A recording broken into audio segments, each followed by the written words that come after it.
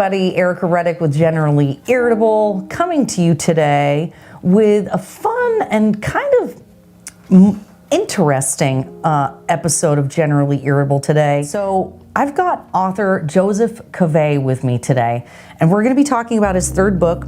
It's called Bound by Faith. As I said, it's number 3 in the series Psychotherapy with Ghosts. Is that right? Correct. All right. So it's number 3. Again, you guys, you have to go out and get all 3 on Amazon, right? You can get it on Amazon. So go to Amazon, get the series Psychotherapy with Ghosts, and especially this one, you guys. I'm really excited about book 3. This could easily be a book report for your high school or middle schoolers. This is just an excellent, well-written narrative series that has a basis in historical fact. Is that right, Joe? Absolutely, yeah. Okay. Yeah, so, very much so. So tell us a little bit about about this series, Psychotherapy with Ghosts, and what now before I forget, you guys, Joe isn't just an author, he's also a psychotherapist, and he also teaches psychology here in Vermont. And so there's actually not only actual historical people in this book, but you actually bring some therapeutic conversations into it. There's a lot about practicing psychotherapy in these novels. Novels. So this is because one of the main characters is a psychotherapist or a former psychotherapist. Okay. So tell the viewers a little bit about the gist of the series and what inspired you to write it. Essentially, the novels take place 2 plot lines, one in 1840, one in 1970. I would say the primary plot is in 1970. And it is about a Manhattan psychologist who quits his practice to start his life over again as an antique dealer. In upstate. On the New York side of Lake Champlain. He buys an abandoned building and moves in and starts to restore it and discovers that one room is haunted. Ooh. And of course it's haunted by a beautiful young woman. So that can't be too bad, you know? I mean, if you're gonna have a ghost, she should be hot, if right? you have to be up all night doing psychotherapy with someone, they might as well be good looking. of course. I'm just It is a saying. novel after all. So it is about how his therapeutic experience with this ghost who is clearly troubled, right? I would say probably all ghosts need a psychotherapist. Yeah, because the idea is they're like kind of trapped here on Earth, right? Exactly. She's troubled. And through his psychotherapeutic experiences with her, he also changes as well. So essentially, over the course of the 3 novels, he teaches her that, or helps her to realize that the reason she's trapped between life and afterlife is because she refuses to forgive God for the events of her real life. Yeah. And she shows him that there is a God because he comes into it as a very staunch atheist. Yeah, as his real life girlfriend says to him, you can't believe in ghosts and not believe in God. So we've got these 2 parallel timelines, right? And right. That's the 1970 plot. So that's what the 1970 plot line is, kind of where the narration is taking place, right? That's what your main character, your main guy, is in the 70s, and it's kind of tracking his life with flashbacks to the 1800s. And then every other chapter takes place in 1840. Right. Is written more or less in the style of a Gothic romance. Yes. And explains the events of the ghost character's life, which led her to becoming trapped between life and afterlife. Well, and I love that you don't shy away from the realities of that time period.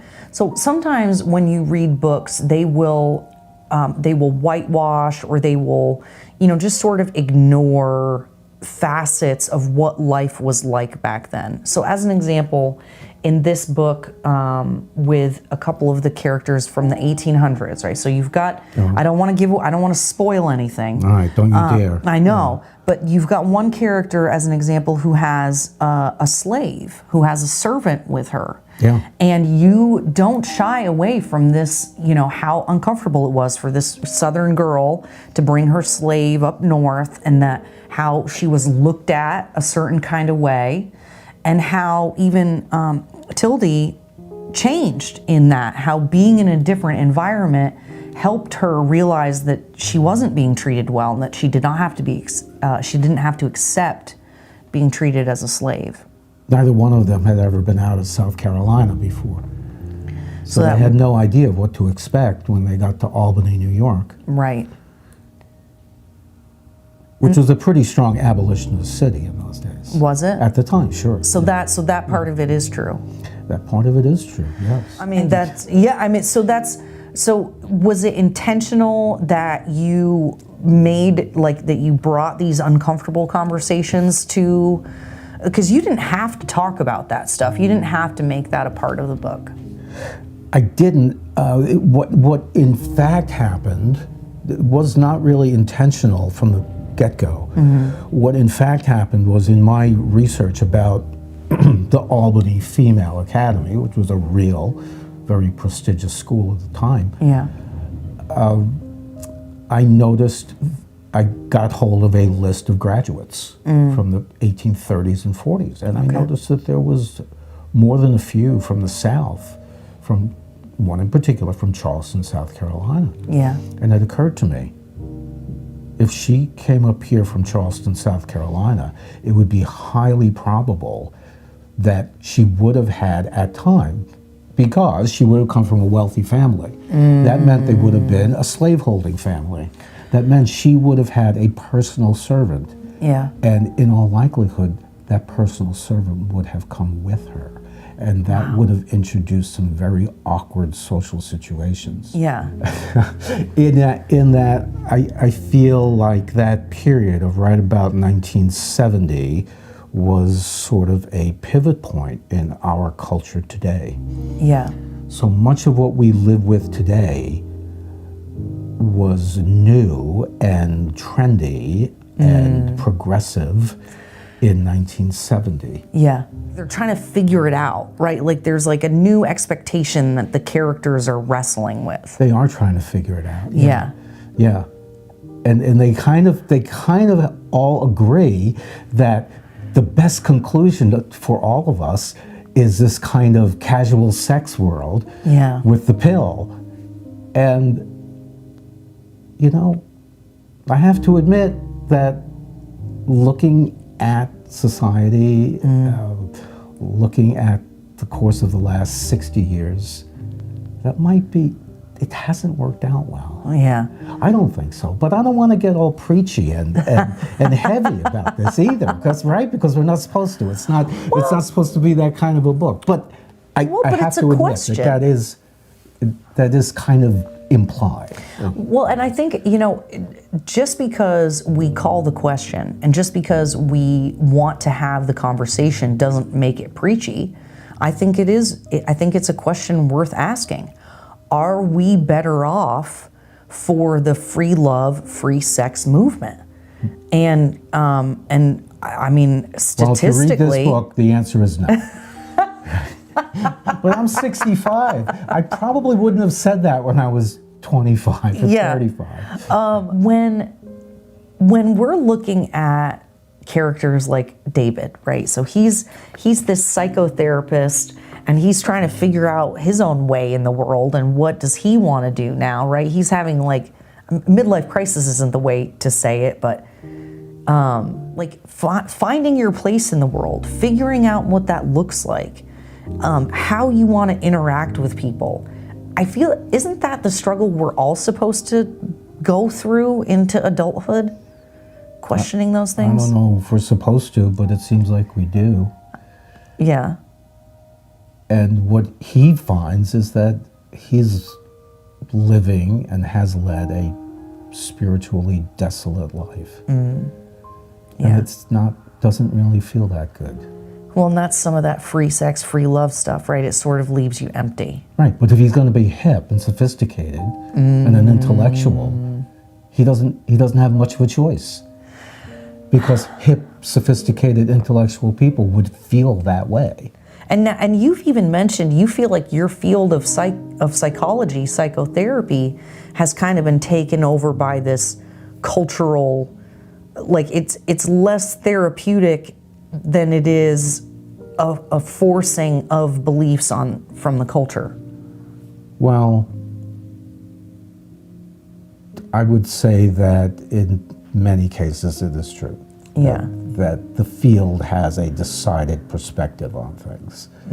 Do you think it's like too late for the profession, or do you think there's an awakening that could happen? That's an interesting thought. Yeah. You know, it might be woven right into it. Because psychotherapy, as it exists today, psychotherapy is sort of the great-grandchild, let's say, of Freud. Okay. Freud was a very adamant atheist. So atheism is woven right into psychotherapy. No doubt there are things in people's lives which are best described as a spiritual disorder. But you can't address that if you're a psychotherapist. Because that's outside of the boundaries of the profession. So so you're not like equipped for that, basically. Or it's not your job. You're not equipped for it, and all of your training would discourage that. Really? Discourage acknowledging that. Yes. Why? Because psychology is basically a godless science. But it doesn't seem like it should be antagonistic. It would be like asking your accountant for spiritual guidance. You know, psychotherapy and psychology comes in a lot of different varieties. Okay. And it comes from everything from, let's say, neuroscience, which would be a completely objective, biologically based. Okay. Give people antidepressant drugs, to say some sorts of new agey, humanistically oriented therapy. Okay. Which sort of accepts the existence of a spiritual realm. Okay. As long as you don't call it God. All right. Yeah. And so then, so what has it been like for you then? Because you did mention before we got started that you feel like there's at least some of you in your lead character. It's like a dialed up version of you. Yeah, he's it's more an like exaggerated me. Yeah. version of you. Yeah. And so has that been a journey have you followed that same journey where you kind of started out as an atheist and you've now come to believe, or how's that for you? Yeah, absolutely. Absolutely. I had an interesting conversation with my ex-wife last year. Oh, all right. And I hadn't spoken to her in 20-something years. Wow. And I mentioned to her that I'd written these novels. Yeah. And she said, well, what are they about? And I said, well, about this and that, and about our relationship with God. Yeah. That's really the point of these novels, is that we have to have a relationship with God. Yeah. You have to think about that. And she started to laugh, and I said, what are you laughing at? She said, because when we were married, you were the most anti-God person I knew.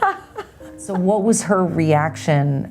Did you guys have further conversation about that? Like what it was like for you to come to God, or where she's at religiously, spiritually? No. Yeah. So then she wasn't the basis for Angela, your character, Angela. No. And if you're asking if she then read these books, no, she didn't. Yeah. No, Angela is probably, I don't know, she's probably an amalgamation of some of my older sister's girlfriends. She's very direct. Yes, she is. And she just does not care. I love that. I love the, you do such a good job in this book of of really bringing out the personalities of your characters. I am invested in these people. I want to know what happens to them. I just love that the way that you have really cared for each and every individual character. So then what was the spurring in your heart, or what got you to write these books then? I actually had a very creepy experience at my stepdaughter's home one morning. Okay.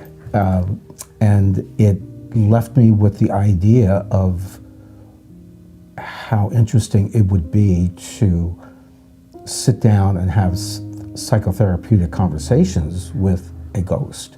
Oh my God, did you have a ghost experience? Yeah. Shut up. Yeah. Okay, you have to tell us about the ghost experience. Well, it was very, very, very early in the morning. So was I awake? Was I asleep? A hypnagogic state, right? Okay. Lying there, everyone else was up, but that doesn't mean anything because these people get up at 5:30 in the morning. And I'm laying there desperately trying to get maybe another 20 minutes of sleep. Yeah. This is an old house built in 1822. Okay.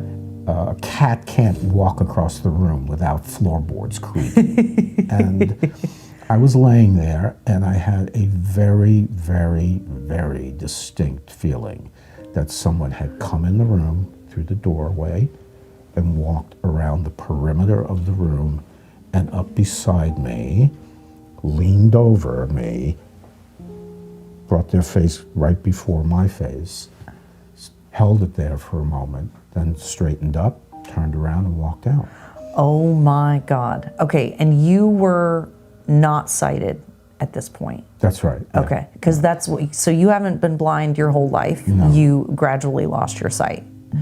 Yes. So the reason I'm bringing that up is because this isn't just like, at this point, you've already developed that sense of your surroundings, right? Like, even when you and I have gone places or walked around, it's clear that you can, even though that you have a sense of the things that are around you. It's not like I have to. Right? And so, yeah.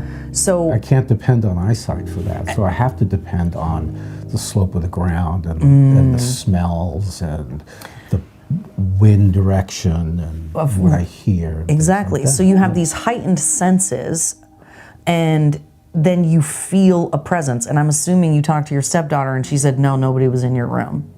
Or could you tell that it, oh. I could tell no one was there.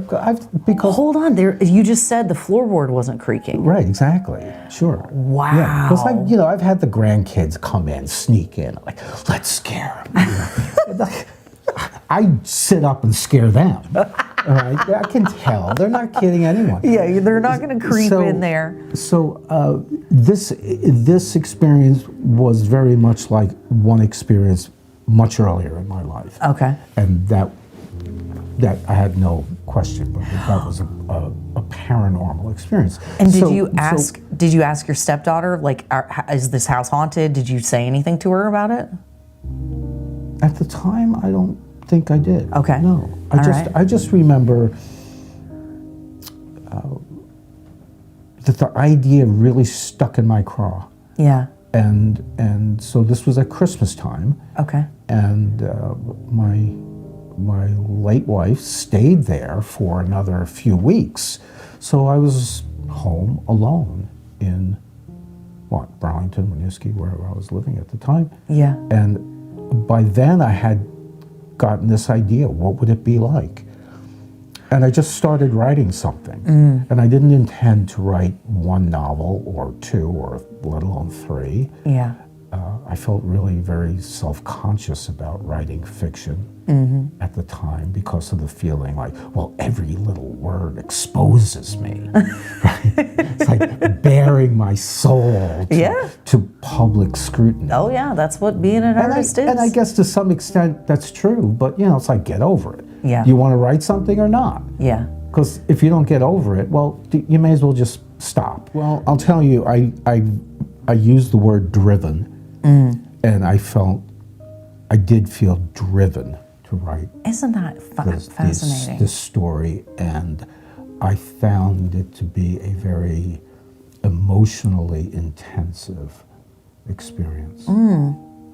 Say more about that. Did it bring up a lot of emotions for you? Was it like a healing process? When you say that it was emotionally intensive. It was emotionally intensive. I mean, not in a personal way, in the sense that it directly related to things in my own life. Except, of course, it's all personally related because it's all fiction. And except then, as a kind of exercise in me defining my own relationship to God and the bigger questions about life. Yeah. Well, and that's what I think is why these books are so great is, again, you're exploring these really, even if it's unintentional, you're exploring these really challenging topics without it feeling like it's being shoved down my throat. Like I said, even the side characters or the side plots are an exploration in how we show up to the world. How do we want to be? What do we believe is acceptable behavior? Yeah, or if you want to read it as a historic Gothic romance for the 1840s plot, and the other part as a fictional kind of romance about a couple of 1970s hipsters. Yep. You can read it for that. And also, that's what you can get as deep or as shallow as you want with this book, you guys. I will say, this is my only critique, Joe. I have one critique. Yes. I need my Here dictionary. It comes. I knew it was coming. I need my dictionary like every other page. You're not the only person who said that, in fact. I'm like, ooh, these are good words. What is this? And it comes mostly in the 1840s, because there's words like articles of clothing or pieces of furniture that's not how we refer to them anymore. Like a chemisette? A chemisette. Yeah. Stuff like that. I'm like, I don't even know what that is. We're gonna have to Google this. Yeah, you probably don't want to have one in your dresser drawer. Yeah. No, definitely not anymore. Where did the inspiration for the Albany Girls' School come from? Did you look for something that you could draw from and put that into the book, or was there a connection there already? Well, as that 1840 plot was developing, as I was writing it, it seemed to me that the logical next step would be for that girl's father to send her away to a female academy, as they were called in those days. And in my former sided life as an antique dealer, I'm still obsessed with 19th century culture. So in my former life, I was well aware of the existence of girls' schools and female academies. So I assumed that there probably was one in Albany, and I had already written it into the story while I was doing research, only to discover that, well, what do you know? There was an Albany Female Academy by that very same name. Wow, that's funny. And there were so many serendipitous things that happened in the course of writing these books. It's a little bit spooky.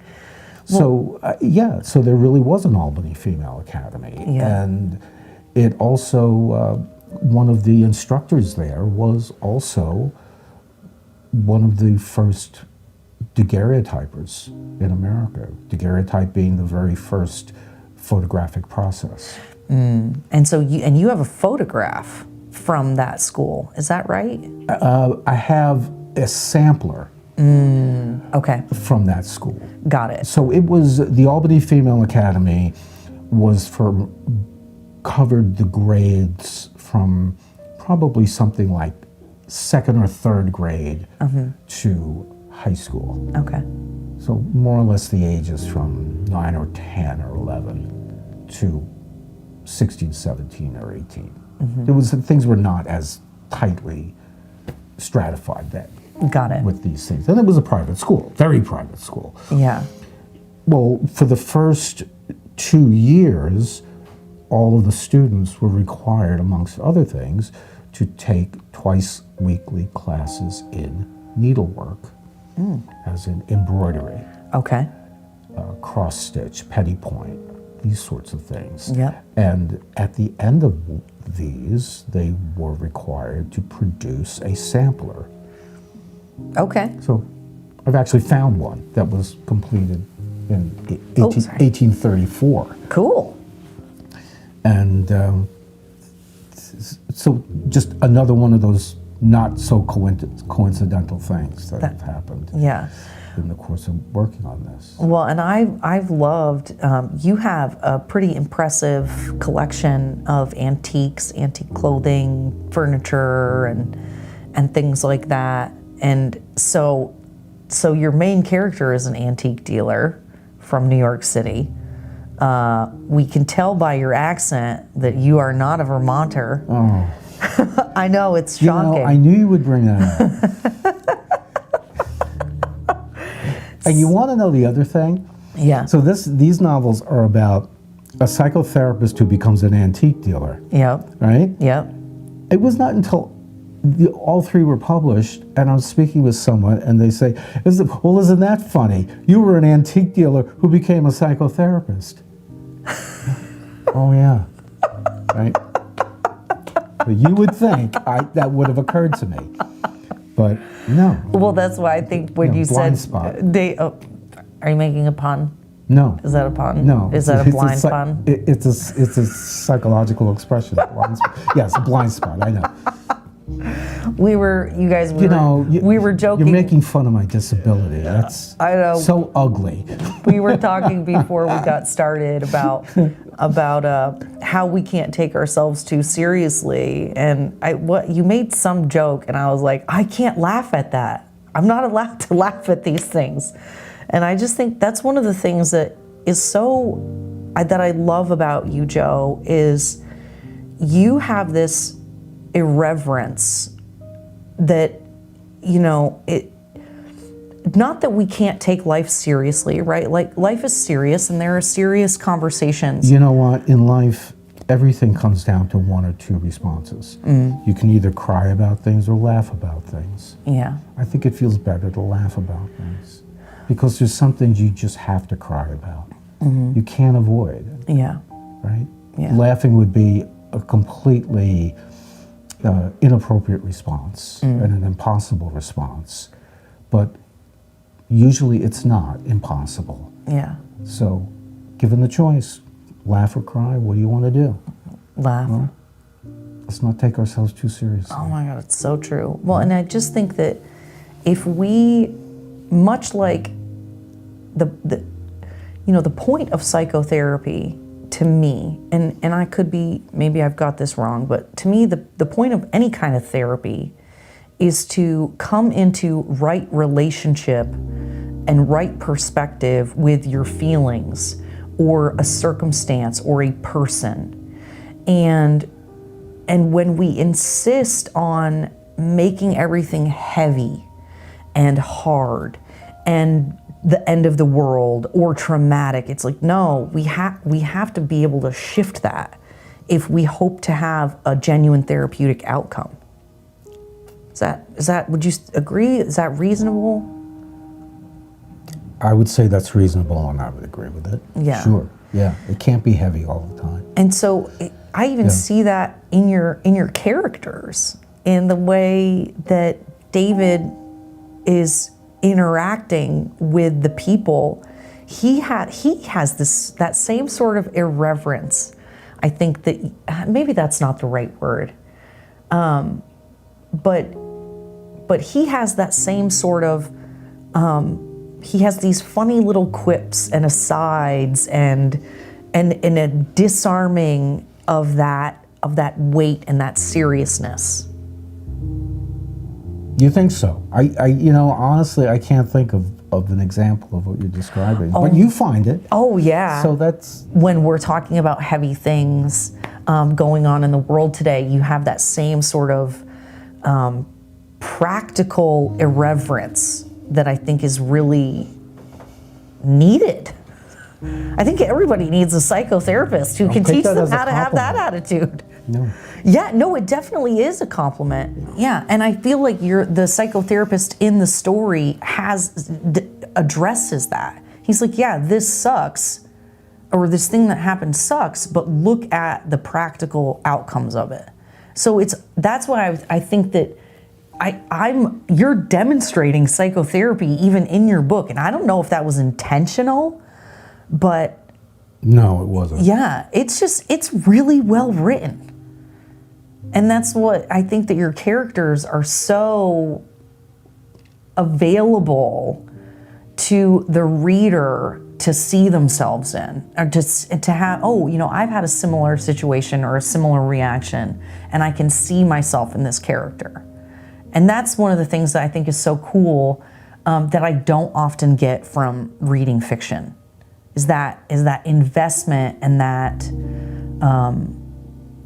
that relationship or whatever. I deliberately avoided making what I thought would be two-dimensional, simplistic, black and white characters. In other words, they're good people and not good people. Yes. Good people and bad people. Yes. So in the 1840s plot, the girl who is the most enthusiastic abolitionist is also the biggest anti-Semite. Yep. Right? Yep. And then the girl with the slave is Jewish. That's correct, yes. And you would think, like, okay, but you're Jewish. You're not supposed to, don't you know better? I mean, that's what I was thinking in my head. You would think. Like, oh my God, if you Jews were slaves, you can't have slaves. What are you talking about? And you nailed it. That is what it is. Every single character has dimension. They have good and bad. And so they're not heroes or villains. They're just people. Like you and I.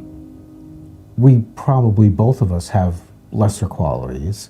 And so if you're going to write believable characters, they have to have good qualities and bad qualities. Yeah. It's not a beauty contest. Damn it. I think all of those characters have something about them that is not likable. Yeah.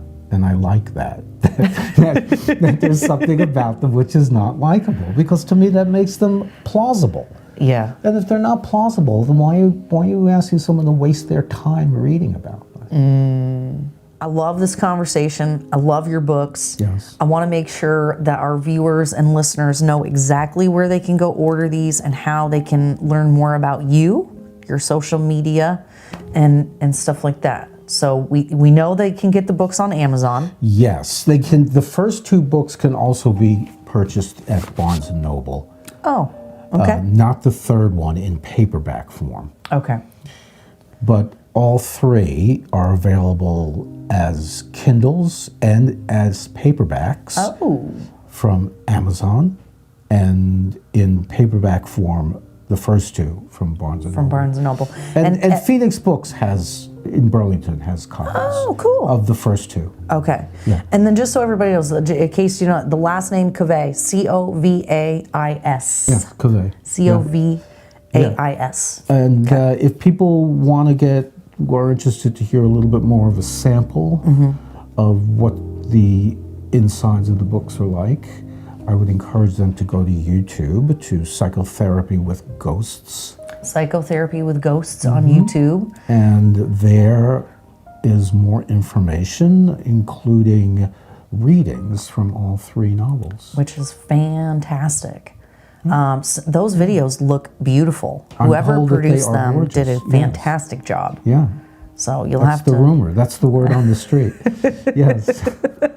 So, okay, so we've got, is there a way they can reach out to you directly? Is there an email that's better? The email is psychotherapy with ghosts, one word, at Gmail. Psychotherapy with ghosts at gmail.com. Yeah. They can reach you there if they have questions they can email me directly. I welcome that sort of thing. Yeah. And somebody wants to call me, go right ahead.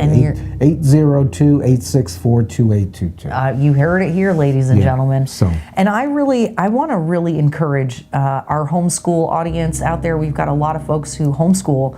This is sincerely an excellent book for English, history, or a subject like that, because it really does have not only actual people who existed, it's places. You could make this into a field trip. You could make it into like an arts and crafts by doing needlepoint, like you said. There's so much you can pull out of this to do with your students. And even though there are some very adult themes, there is no swearing or graphic sex. No vulgarity. Yeah. Yeah. Yeah. That's what I would say for high school. I'd probably say high school. Yeah, I would be okay with, say, my high school age niece reading this. Yeah. So, all right, you guys, check out Joe's series of books. And are you a practicing psychotherapist as well? I am. So if somebody might be interested in your services and wanted somebody who wasn't going to tell them that they're terrible people, that's not out of the question. Things. But because I am not licensed, I cannot accept insurance or anything like that. Right? Okay. So if a person wants to pay out of pocket, well, that's fine. Yeah. But I'm not a licensed. Technically. So it means I'm supervised. Because I know there are people who are so desperate to have somebody to talk to, like you, like a David, that can just be real with them and isn't going to try to fix them or change them, but just be present in the therapeutic process. Help them change themselves, I guess. Yeah, exactly. Yeah, I love that. Again, you guys, I love these books. Go out and read them. It's just been such a pleasure and an honor to call you my friend and to have you on the show today and to really share your skills and your contribution to culture. Stop. I'm going to cry. So you guys, go to Amazon.com, buy the whole series, have your kids read it, share it with your friends, and then come back when we'll have you back when there's more to share, a new book or something else. We'll have to catch up with you and see where you're at. That would be great. I would like that. That would please me very much. Fantastic. All right, everybody. See you later.